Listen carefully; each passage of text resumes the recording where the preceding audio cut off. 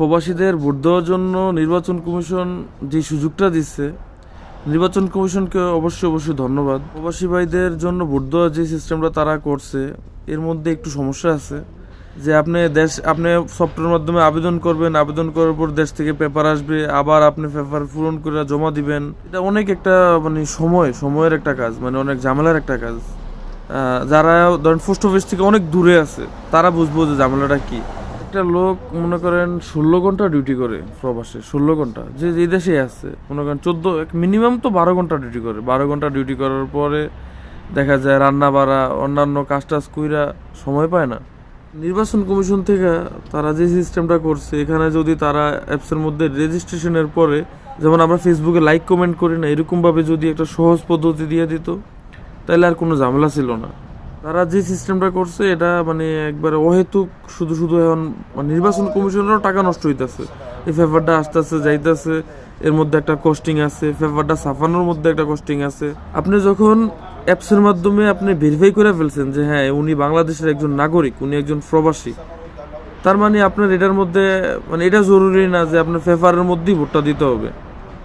আমি মনে করি যে নির্বাচন কমিশনের এটা একটা ভুল, বড় একটা মারাত্মক একটা ভুল, যে তারা এই পেপার সিস্টেম যে করছে। ভেরিফাই করা শেষ, এখন হলো যে তারা ভোট দিব, ভোটের একটা নির্দিষ্ট একটা ডেট দিয়ে দিত যে 2 দিনের মধ্যে ভোট দিতে হইব, হ্যাঁ, অথবা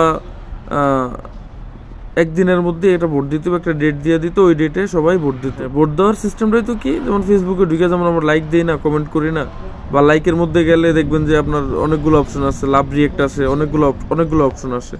তো এরকম অনেকগুলো প্রতীক থাকতো আর কি। তো মানে ভোট দেওয়া শুরু হয় নাই। তো নির্বাচন কমিশনের কাছে একটা রিকোয়েস্ট থাকবো যে এটা যতটা সহজ করা যায়, পেপার পাঠানো ছাড়া, পেপারটা আপনার বাংলাদেশে পাঠানো ছাড়া যতটা সহজ করা যায়, ততটা সহজে যাতে মানে প্রবাস থেকে মানুষ ভোটটা দিতে পারে এই ব্যবস্থা করা। পেপার তুইলা আইনা পেপারের মধ্যে ভোট দিয়ে আবার জমা দেওয়া, এটা খুব সময়ের বিষয়, আবার মানুষের ভাড়ার একটা বিষয় আছে। যেমন আমার এখান থেকে যাইতে মনে করেন 20 রিয়াল লাগে, আসতে 20 রিয়াল, 40 রিয়াল দিয়া যাইয়া আইসা ভোট দেওয়াটা, এটা আমি মনে করেন আমি বাংলাদেশের একজন নাগরিক, আমি আমার দলের জন্য, দলের ভালোবাসা হয়তো আমি এটা করবো।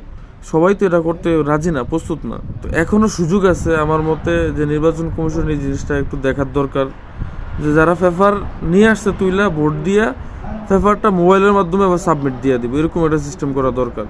অন্যান্য প্রবাসী ভাইদের মতামত জানতে চাই, কি মানে আপনাদের মতামত জানতে চাই, এবং যদি আপনাদের মতামত আমার মতোই হয় তাহলে ভিডিওটা শেয়ার করে দিবেন। ধন্যবাদ সবাইকে।